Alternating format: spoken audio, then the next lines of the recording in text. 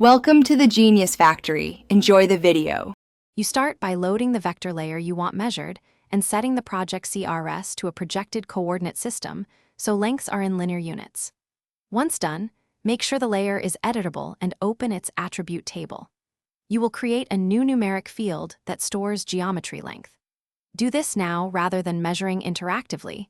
This is the only reliable way to get consistent stored lengths for analysis and labeling across the project. You now use the field calculator. Select Create New Field, name it for example length M, and choose decimal number with appropriate width and precision. For most projected layers, the expression $length returns correct linear units.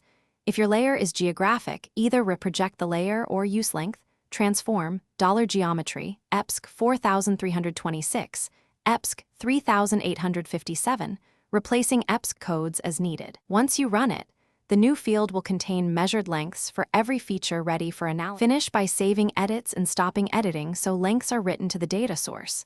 To display lengths on the map, enable labels and set the label expression to format number, length M, 2, plus a unit string, or use the field directly.